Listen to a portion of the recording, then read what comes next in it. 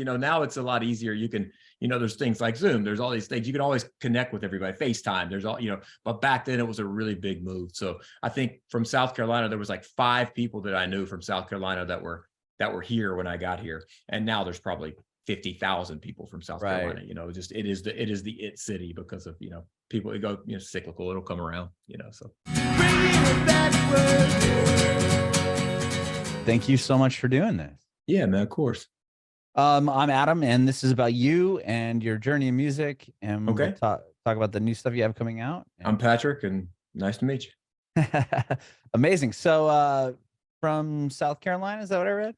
Yeah, I was born in Tennessee, but my parents moved back home when I was 6 months old, so I don't remember that. So I call South Carolina home, and then I moved up to Nashville about 20 years ago now. Oh, amazing! I'm in Nashville now. I moved here about 2 years ago from. Where do you live? What area? Like Franklin area. Oh, cool, man. Cool. Yeah. It's pretty out there. Yeah. I live downtown. I live in Sylvan Park, Cherokee Hills. So I'm right here in kind of I'll never move from downtown. It's just the idea of having to travel and everything to get anywhere is where were you from originally? San Diego. So like traffic to me is just like whatever. Yeah, you're like whatever. You don't care. No, I hear people complain about it. I'm like, oh man, at least the freeway's moving, even if it's like slow. No, you guys notice. You know what real traffic is. We didn't. But we never had traffic. So this is kind of like that's why so many people from out west move here in New York and stuff because they're like, this isn't traffic, and we're like, this is. Can you cuss on this? Yeah, you can. This is fucking horrible. That's the way we look at it. So. Yeah, I know. And we're sorry about that. That's all right. It is y'all's fault. Let's be honest. So. I know it totally is. Yeah. What's crazy is that, we moved here like, we came out here to look in like December 2020. We ended up moving in February. Yeah. And I remember we're like, oh, we're from California. And like, so many people right away were like, you're like the 100th person. I'm like, what? Really? Like, in Franklin, Tennessee, like this, I don't understand this. I have a bunch of buddies from out. I mean, I do a lot of stuff out there, and so like LA or either like the San Francisco area, and they'll like send me a picture of like a house, and they'll be like, "Is this right?" And it'll be like this giant house, it's 10,000 square feet, and it's $5 million or whatever. And I'm like, "Yeah, that's right." And they're like, "That's like a studio apartment downtown here." Right? And no, I'm 100%. I know that's what we were looking at. We were like, oh my, when we weren't paying, obviously dollars, but like you'd look at a house that was like equivalent in price to the townhome we had in San Diego. And like, oh my God, we could have like a house and a yard. And like, the whole thing. Yeah. It is a great, no state income tax. Look at that.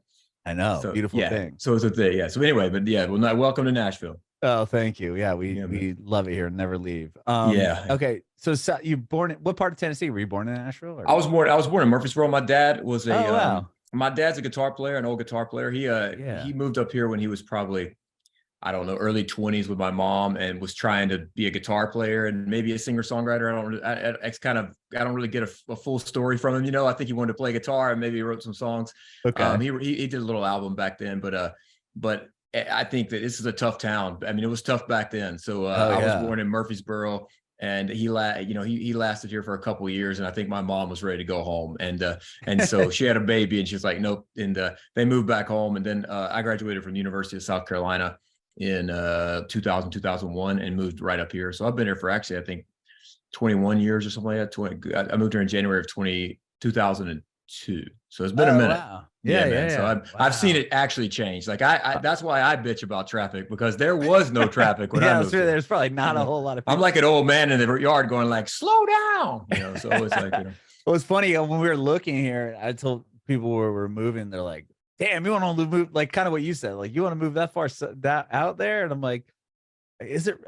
Then I'm looking like it's not that far, I hope. Well, but it's funny that. And if you're working from home, which I'm assuming you are, like a lot of the time, yeah. like I mean, like you can live wherever the hell you want. And Franklin is beautiful. There's some really cool little pockets out there. The downtown Franklin's really cute. It's a good and you got kind of everything you need right there. So that's the thing that we love. But so South Carolina, tell me about that. I mean, having your dad as a musician, I grew up probably pulled a lot of weight towards why you wanted to do this. Yeah, I guess I played sports growing up, and and then when I got to be about 14 or 15, I heard some music that I kind of floored me. I heard Led Zeppelin. I heard Tangerine by Led Zeppelin, and I was like, oh, I want to learn how to play that. And I knew my dad my dad played guitar and I'd grown up around him playing music, but I'd really never paid that much attention.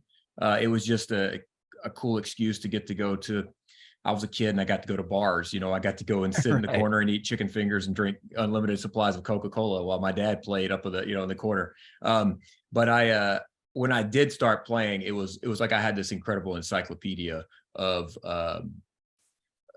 music that I didn't even recognize was there. It was like a subliminal thing that had just been going on in the background. So when I decided, this is before the days of Apple Music or Spotify or anything like that. So, but I had basically a library to pull from of, all kind of classic rock and singer-songwriters and that kind of stuff. But like when I found Led Zeppelin, it wasn't like I had to go searching for the rest of the Led Zeppelin albums. I could just dive right into it. My dad was, our living room was basically a music room that had guitars all around it. And then it had thousands of records, so I was able to just dive in and be like, oh, well, wait, this is cool. Oh, what's this? And then you start going down the rabbit hole and finding the music that you, and my dad's like more of a guitar slinger. He's like, I always say he's the Eric Clapton of 3 counties in South Carolina. He's very accomplished, to those folks there. And, but I kind of figured out that for me personally, I like the singer-songwriter side of things. I like the storytelling. I like those guys. So I kind of naturally progressed to, while I still,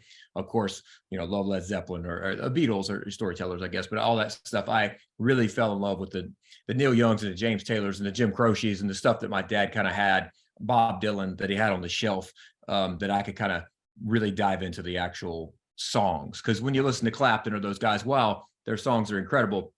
They're not storytellers in that sense. They're using their vehicles, their guitar, and they just need something to be able to set that up. I need Bob Dylan in my life because I want the person where the song stripped down to its bare bones is what actually makes it special. Right, 100%. And was guitar the first instrument you learned? Like, was that something? Yeah. I mean, I'm still trying to learn it. I'm okay on guitar, and I can play a little bit of piano, a little bit of bass, but I'm horrible on all of them, to be honest. I surround. When you come to Nashville, you realize you thought you were good, and then you get around your boys here, and you're like, oh, wait a second. I am, but guitar was the first thing, that drew me to it. But it really came down to the songs. And I mean, even though not to bemoan, the Claptons or Hendrix or those guys who are great guitar players, they wouldn't be known the way they are if it wasn't for their songs. Like, it really comes down to songs. There's a lot of incredible guitar players and musicians out there, but if they don't have the songs, if they don't have, Stevie Ray Vaughan has Pride and Joy, or Clapton has, Cocaine. He didn't write that, but he has Wonderful Tonight, Layla. You need those songs, because without those songs, people can't really grab a hold. It's hard to grab a hold of a guitar solo. 100%. A song is really the key to the whole thing. It all begins with a song. I mean, that's the NSAI thing here in Nashville says that, but it's 100% accurate. Yeah. So early on, like when you were learning guitar and being kind of way into the actual song itself, were you writing your own songs at that? Yeah, I think right away. I pretty early on, I kind of had a girl that I was trying to get to pay attention to me or whatever, and wrote, like, I don't know, what's that silly movie from the early 2000s where like he writes a song, it's like In Amy's Eyes, and then the next girl comes around and it's like In Erica's Eyes, he just changes the name, and changes that's essentially probably what I was writing back then, or either just copying. I think what we do is we still do it. All of us do it. Anybody that says they don't, they're lying. But we take our heroes and we try to emulate them. And that's kind of what I would do in the beginning. I'd hear a Springsteen song or something, or I was a big fan of I fell in love with like Lyle Lovett at a young age. It's like, these guys I'd be like, I'm gonna try to write that song. And when I listen to those songs now, I laugh because I'm like, oh, I completely was just, if I find an old recording of those, I'll go like, that's hysterical, like that. But that's what we have to do in order to, and that works for even today. When we walk into a writer's, if we're going to write today, we'll still say, man, I kind of want to write a song like, whether it be John Mayer or whether it be Sting, whatever it is, you're still you're like, man, that's a really cool groove. Let's try to write something like that. So it happens. But that's what I was doing back then. I was writing. Anyone that tells you that they didn't start music, at least males, for whichever sex they want to attract, they're lying. That's what I always say. Yeah. You said you went to college in South Carolina, and then ended up moving to Nashville after that. Did you go to school for music, or you're into sports and stuff? Was that something that you were? When I started playing, I was like 15 or 16. I really only played I knew some songs to play at like parties, like just sitting in the corner. And my dad, like I said, weekend warrior, always playing, I mean, I played in my first things I ever did were playing on stage with him in like places I should not have been at 15 or 16, and like, it's kind of like that Blues Brothers, the movie where they're behind the chicken wire. Like I played in places like that with my dad, when I was 15 or 16, but I just get up and play a couple songs. I wasn't, but it was at that time it would be Last Dance with Mary Jane and I don't know, or Mary Jane's Last Dance, or, I'd play like American Pie, it was like whatever, all the classic cover songs, that you play at the classic bar room cover songs, and so I'd do a few of those. And then I didn't really know what to do with it. And I went to college and I started playing in the corner of a couple of bars for beer and maybe $25 or something. And before you know it, that becomes a thing where you're all of a sudden, you're getting paid $100 or $200. And before I knew it, I was playing 5 times a week at these, restaurants and bars around Columbia, South Carolina while I was in college. And I had gone to school kind of not knowing exactly what I wanted to do. I was like, my parents were school teachers. That's what they ended up being. So I was like, well, maybe I'll be an education major. And I have nothing but the utmost respect for school teachers, but they told us, I think one of the second classes, they told us how much school teachers made a year. And I was like, well, I guess I'm going to change my profession or my major. And I tried like I ended up on a history degree. And because I thought maybe I could be a lawyer or something if I needed to be, but I kind of had figured out that music was kind of what I was going to do because I was playing in bars and restaurants and playing 5 times a week for, you make $300 plus tips and you're 21 years old, you might as well be fucking Howard Hughes, like Hugh Hefner too. Right. But like it's like you might as well be, Elon Musk. I mean, like you're loaded, and that's how you feel, your beer's free. People know who you are because you're playing, I don't know, Dave Matthews covers, whatever it was.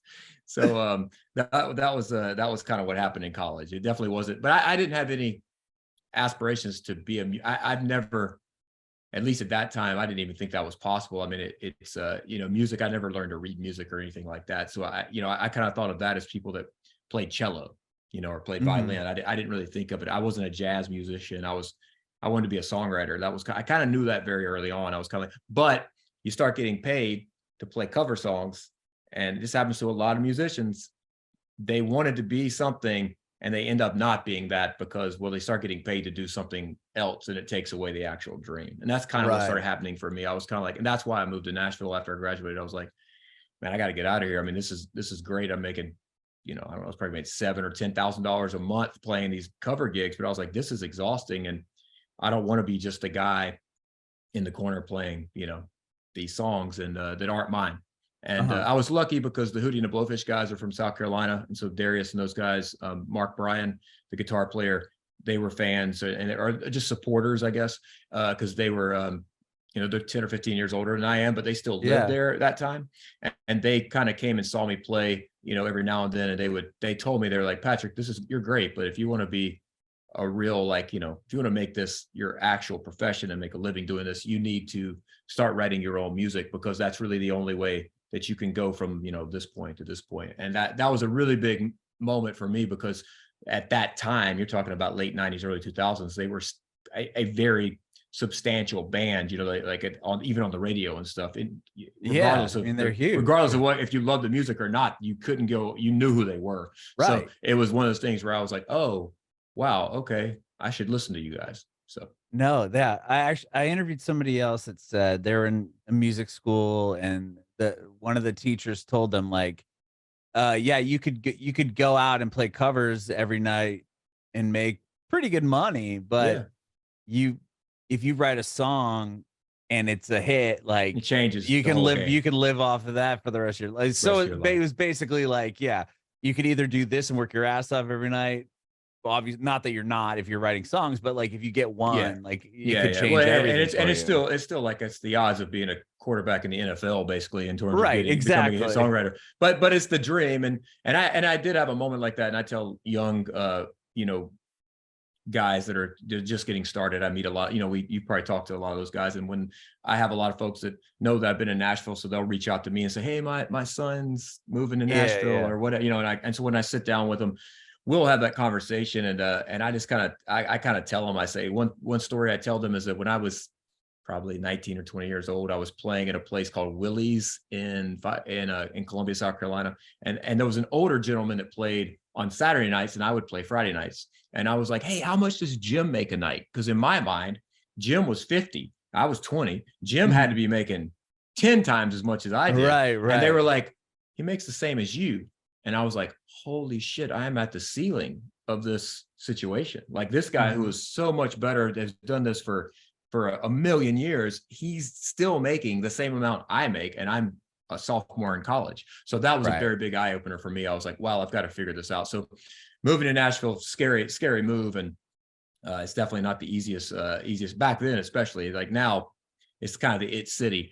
Back 20 years ago, it was not that way at all. It was I don't even think we had Southwest flying here yet. It was a very small city, and and you really had to, pack up the U-Haul and the whole thing and come here. There wasn't we had little tiny cell phones, right. No, so I remember those days. It just wasn't this, now it's a lot easier. You can, there's things like Zoom, there's all these things, you can always connect with everybody, FaceTime, there's all, but back then it was a really big move. So I think from South Carolina, there was like 5 people that I knew from South Carolina that were here when I got here. And now there's probably 50,000 people from South Carolina. It is the it city because of, people, it go, cyclical, it'll come around, So once you graduate and decide to move to Nashville, like you get here and then what? Like you're just trying to go to it's just meet people that write, or like were you you had obviously your own songs and stuff at this point? Yeah, if you had a few songs. What happened was back to the Hootie guys, which are very big in my in me being here. Mark Bryan, who was a guitar player for Hootie, we'd become friends, and Mark said, well, I came to Nashville and recognized pretty quickly that I needed to have an album of some kind. It's kind of a calling card. And so I went in and I did an EP with Mark as the producer, and then I did an album. When I listen to that album now, I laugh, just like, this is how it happens. You kind of like, oh, that's cute. But I did, I think 11 or 12 songs on that album. And that album did get me in the door with publishing houses and with some artists. And so I was signed to a publishing deal at EMI, which was that time, Sony purchased EMI, in 2011 or 12. But I've essentially written for the exact same person, Ben Vaughn, that runs Warner Chappell Music Publishing. He was at EMI back in the day. I've written for him. I write at Warner Chappell, so I've been with him for almost 15, 16 years now. But that was the first thing that happened for me. And there were some artists that kind of heard some of those songs. But what happened was I thought I was going to come here and write some songs and do my own thing, be an artist. Well, I started making money writing songs for other people. And you kind of get stuck in this world, kind of like the cover gig world. You all of a sudden, those checks come in and you're like, oh, well, maybe I should keep doing this. And you kind of get further and further away from what you actually kind of set out to do. And I don't really necessarily, it wasn't necessarily a bad thing, because it taught me how to write songs, and I spent a lot of time in the studio and all that. But it's taken me quite a while to get back to actually being like, I just want to do what I want to do. Yeah, because when you write songs, you write songs for other people. You're not actually writing. You're trying to write the best song that you can, but you're also aiming it at someone else. Versus, I just want to write the best song for Patrick Davis. Okay, so like when you get in those writer, because this is one space I'm not really familiar with. Is like I've talked to a lot of people that have have publishing deals or done things, but like you get in and once you finally get the one cut, like somebody takes you get a cut, an artist goes, I want to do this song, like that must be like a huge deal, right? I mean, it is if they become singles, like the money's really dried up in today's world compared to what it was when I first moved here. That story of like having one song recorded and it becoming a decent size hit and you making a few $1 million, that was the way it worked for probably a decade or more, like probably like mid 90s to early 2000s, maybe 2010 or something. Well, nowadays that money is really like not just cut in half, it's cut in like a fourth probably. So you've got to have multiple songs. It used to be like one of those songs might generate $1 million for, let's say you and I wrote a song, we might make $1 million a piece off of it. Well, now that might be, we make $250,000 a piece off of it. That's a huge difference, especially with, the times. So yeah, when you write, it is great. I've had, I don't know, 70 or 80 songs recorded by other people over the years. And I used to do it a lot more. that was my focus really for everything. I'd still release albums and stuff, but it's a great feeling, especially if it's like a hero. Like I had I've had multiple songs recorded that I'm very proud of. A lot of songs recorded, but like, I had Guy Clark recorded a song of mine. Guy Clark is like this legendary songwriter in Nashville. Yeah. And so, we recorded 2 songs that we wrote together. And I don't know if anything will actually get cooler than that for me. There's some other people that have done incredible jobs on songs, but that song will not make me, it'll make me a fraction of what some of the other songs have made me. But it is always a humbling experience when someone hears your piece of art and says, oh shit, that I want to make this a part of my repertoire.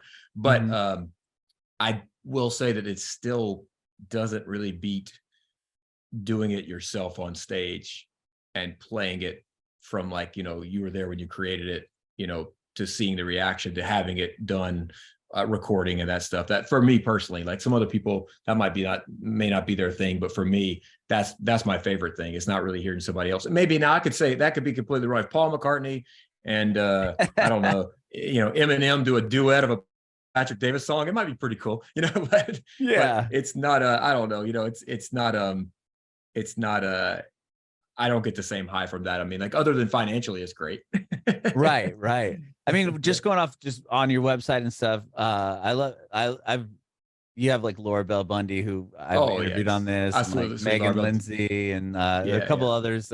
But the one that sticks out to me that you've written a lot of songs for is Jewel. Yeah. And Jewel and I are old friends. I was gonna say, like when you write a song or somebody cuts it, to have them come back multiple times, is it like a relationship that you form and then like, like let's work on something? Like how does now I will say there's nothing a lot of the songs that like someone like Jewel wrote, I guess that's part of what is fun with songwriting is like I wouldn't sing those songs. Like they're the way that I would sing it is so different than the way that Jewel would sing it, and her voice is so pristine and so perfect. Oh, yeah.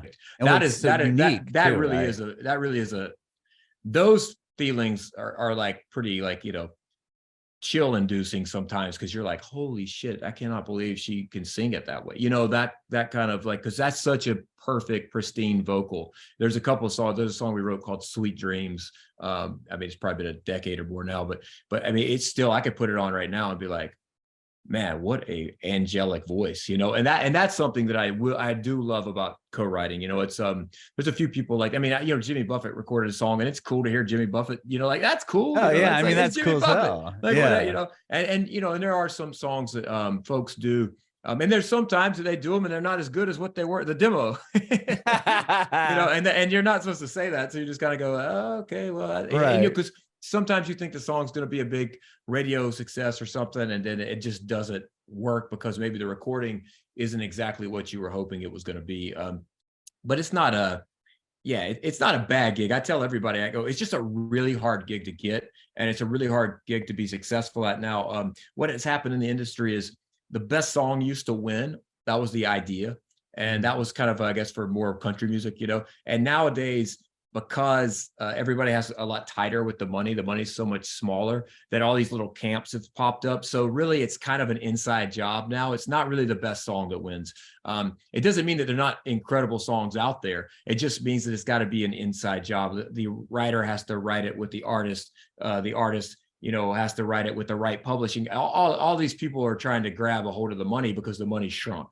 So that's a thing that I kind of noticed a number of years ago, which kind of led me probably 5 or 6 years ago to kind of pumping the brakes a little bit on writing as much, because it got to where I was like, well, I don't want to have to kiss all these people's asses, which is kind of what ends up happening, where you got to act like this artist is your best friend, even though deep down inside you're like, this person, I don't want to have, it becomes really, because if you don't do that, well, they're going to find somebody else who does. Yeah, they're not going to work with you. So the songwriting thing is really different. I just want people around me that I genuinely really want to be around. I don't necessarily just want to have to, like I said, just kind of, kiss the ring all the time. And that's essentially kind of what it, to me personally, that's kind of what it felt like. So I still love writing. And if Darius calls, or if, I don't know, if Robert Randolph calls, or Melda May, or who these people, if they call, or Lady A, whatever, I'm going to go write because they're my buddies, but it's, I'm not necessarily depending on that for I've been lucky with that. So I don't have to do that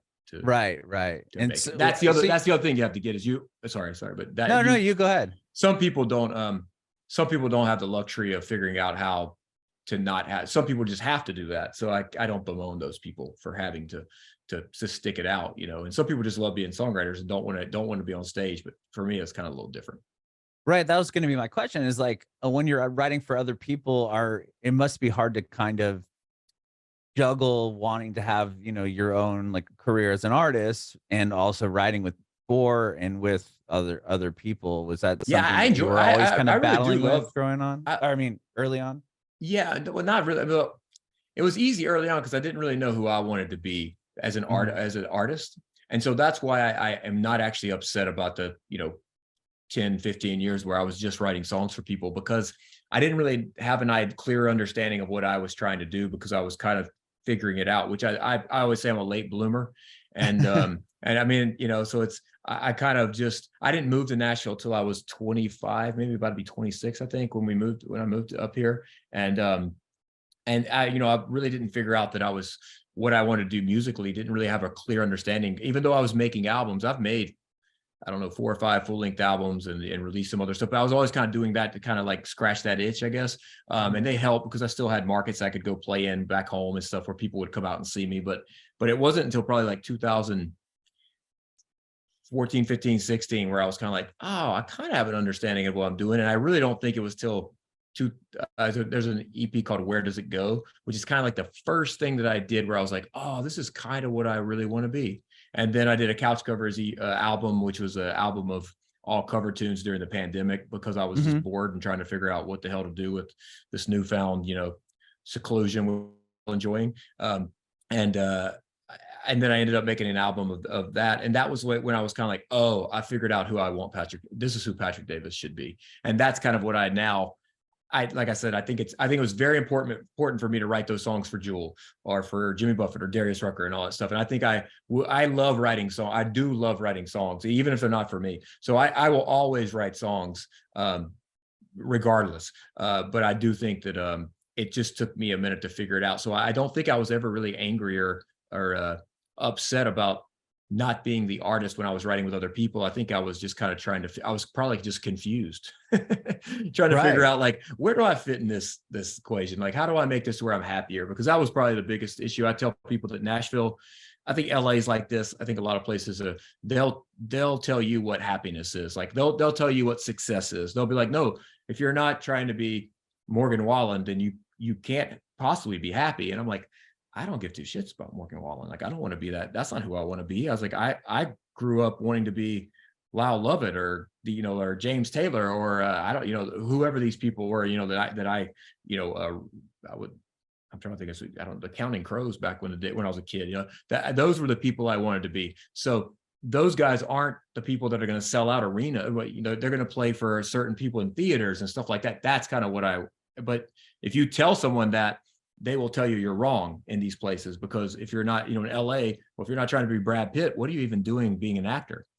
That's what a lot of people will tell you. And you're like, that's not, you got to figure out where your happiness quota is. And so I've been fortunate enough I feel like the songwriting allowed me to make, inroads and make a lot of friends and make enough financial, get myself in a situation where I could kind of do what I wanted to do. So I will never be upset about the songwriting side of it, even if it wasn't for me. So. With that, I mean, like this song that you've just released, or it was about a month ago now. Yeah. That's the first kind of new music as far as your artist career that you've released in a while. Is that right? Yeah. I did I guess I did an EP in very end of 2017, like right there in that time frame. And then I thought I was going to release an album in probably like 2020, but then the pandemic happened. So I kind of put everything on a back burner. And then I did the Couch Covers album, which was a lot of fun. And it kind of allowed me the time. I'm actually very happy about that, because it gave me an opportunity to go into the studio and make the best versions of I did Imagine by John Lennon. I did like Rocket Man. I did Pink Moon by Nick Drake. I did all these. You did some great songs. Yeah, thank you. But what it really allowed me to do is, as I was figuring out kind of what I wanted to be when I grew up, I was like, oh, I got to go in the studio and really work on that craft and stuff, because I produce my own albums and everything. I have an incredible band of musicians from here in town that I always use in the studio. I tour with a very large band called Patrick Davis and his Midnight Choir. It's like a 12-piece band with horns and background singers. It's like Van Morrison and Springsteen and Lyle Lovett type of thing. Like they had a baby, I guess, an ugly baby, but I always say that, but a very, very pretty musical baby. And so I work very hard on that, trying to take that sound and put it into the studio. And the Couch Covers album, you see the very beginning of that on the EP that I did in 2017, but Couch Covers really allowed me to go in the studio and start figuring that out. So this recording, Six String Dreams, is the single that just came out. All of that is infinitely better than it would have been in 2020, because I now have a much clearer understanding of the sonic landscape that I'm trying to paint. And also the songs are always going to be there. Like, I want people to, a decade from now, to think of like Patrick Davis in the same sense as, not success wise, but when they think about the songs, I want them to think of it in those great songwriters where they go, oh, there's no doubt that every song on this album is going to be like, oh, fuck, that's really damn good.